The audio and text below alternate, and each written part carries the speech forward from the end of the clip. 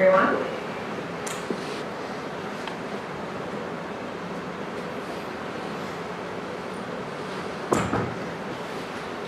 So when I started to do this, people said to me, well, you were struggling with gambling. What does that have to do with me? What does that have to do with the UN? I think that,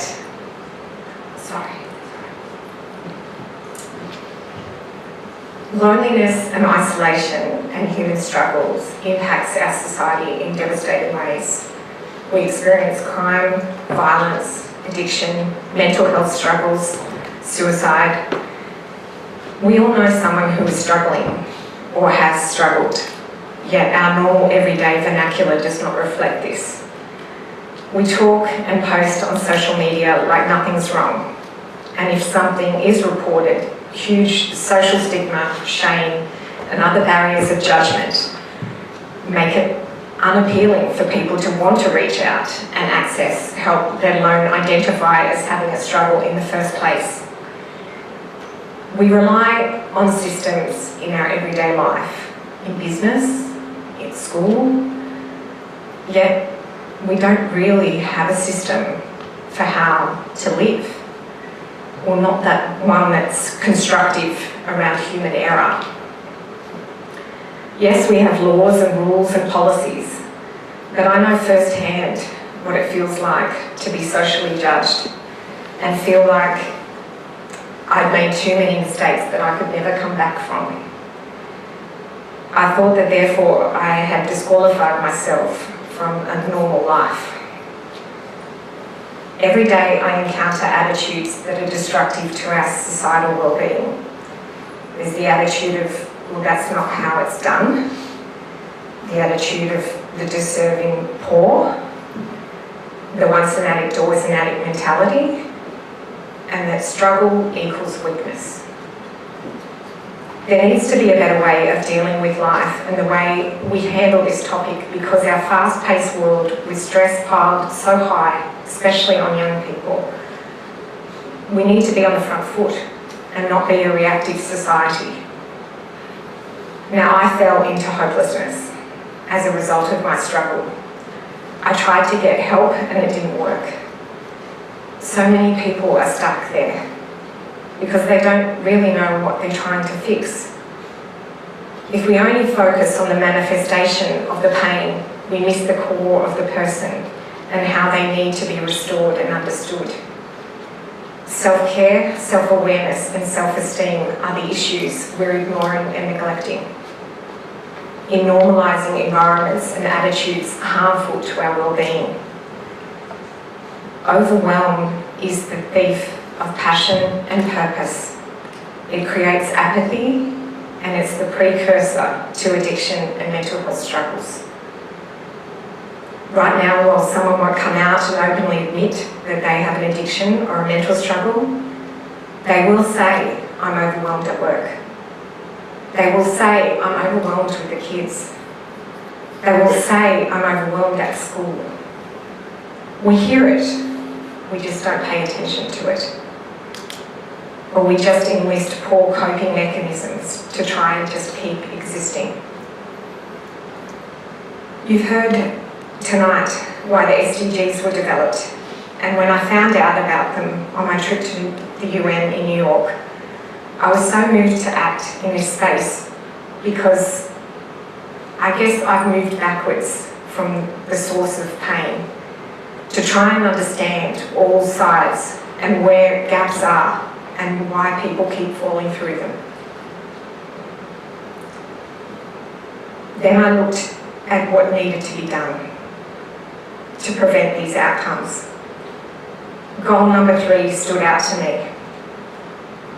It's so vitally important to get this right, because if we don't help equip people better, the other goals simply won't matter, because no one cares where their stuff is made or how many people are dying if they're drowning in overwhelm.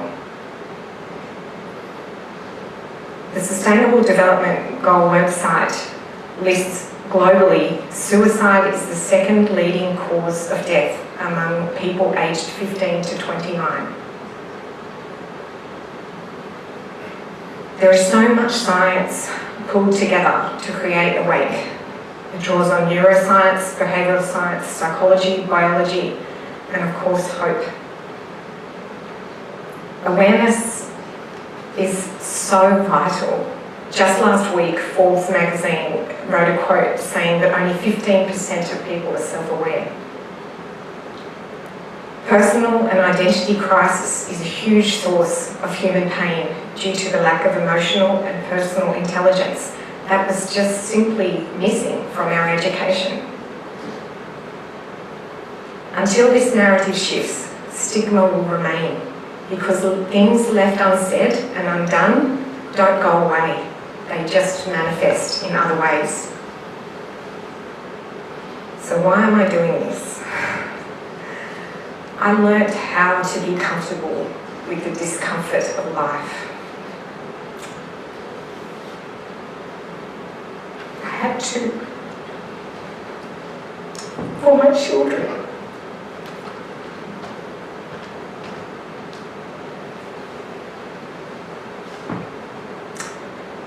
And it's incredibly liberating to be okay with being human.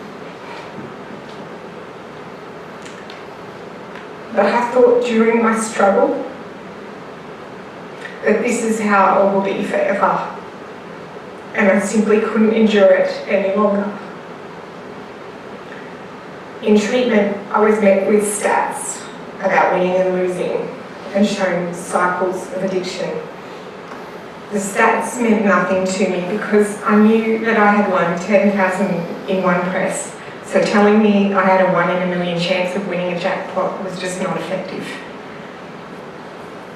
The whole cycle of addiction got me so confused that I felt that it was something I could never escape. That breeds hopelessness. I had, without realising, shifted my hope elsewhere. My hope rested in a win, because I felt there was no hope to be had in the future that I had ruined. So talking about things that no one wants to talk about is interesting. It yields incredible results. I'm currently on iView at the moment on the ABC show You Can't Ask That, an episode on gambling addiction. People message me daily thanking me for my vulnerability. But as I said to 300 Year 7s last year, why is talking about what you're feeling an act of bravery? It's ridiculous and it has to change.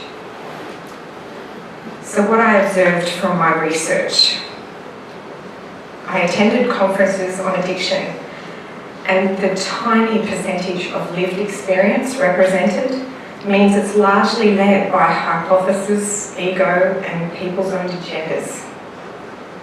In Auckland, I connected with an incredible Maori woman who is making an impact in the lived experience space. And they have a beautiful saying, which I won't attempt, but it means, without us, it's nothing about us. Meaning, she pushed her way through to be heard in a space where she was made feel little and small because she came from the lived experience. But if you don't include people that have gone through it, then you don't yield new outcomes.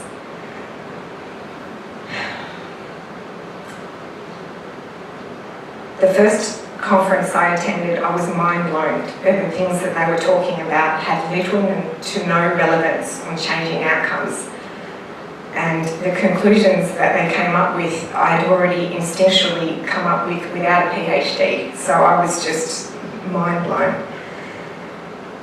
We're denying ourselves vital knowledge on a daily basis by not sharing our stories, our struggles, without the opportunity to try and put words to what's going on inside us, either verbally or non-verbally, by talking or journaling. We aren't able to process or move forward from things that weigh us down. normal life struggles that are designed to grow us become too much for us to bear. We are not meant to stay the same and stagnate, either in the routine of life or the oppression of recovery. We're meant to stay awake to life and help others along the way.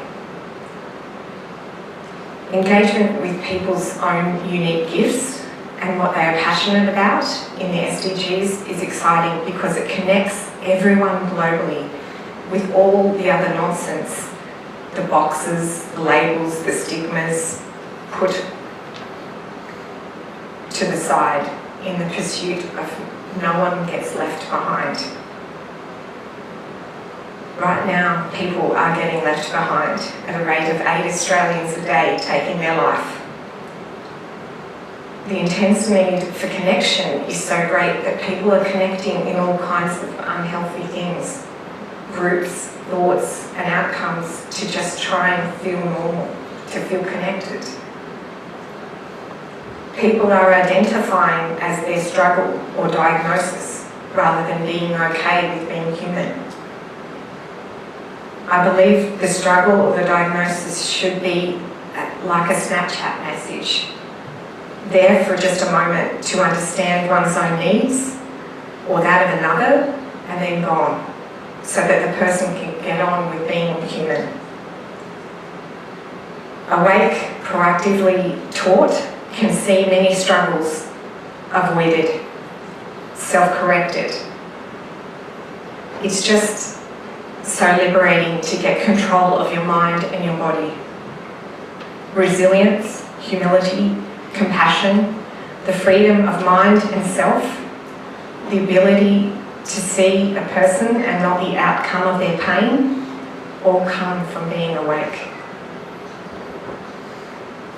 Looking at the big picture and what's going pear-shaped in our society, wanting different outcomes but still going about it the exact same way, is the very definition of insanity. Urgency is the reason we need to act and change our thinking on this subject and come at it from a different way. World Health last month urged developed countries to make mental health a top priority, as Patricia mentioned, because it is the epidemic that is going to take so many people out of our world globally. Talking about struggle with excitement as an opportunity for growth and personal learning should be how it's viewed, because it's simply the body's response to environments that are harmful to our well-being and that we're just trying to exist in. Saying to someone, "What's wrong with you?" is very different to responding with compassion, saying, "It's okay, you're just not awake at the moment and you're experiencing some area of blindness. Let me help you. Let's either get you to help self-correct or help seek effectively." Knowing this and going down the path of being personally, or feeling, when I was going down the path of feeling personally defective, it's just a dead end.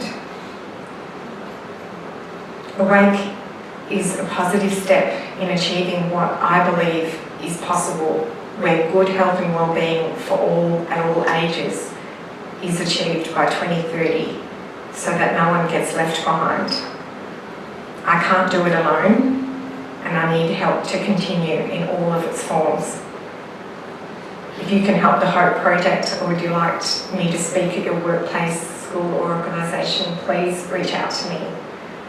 But I urge you to pay attention to the goals and ask yourself what unique gift you have that you're being asked to contribute to humanity, and do that.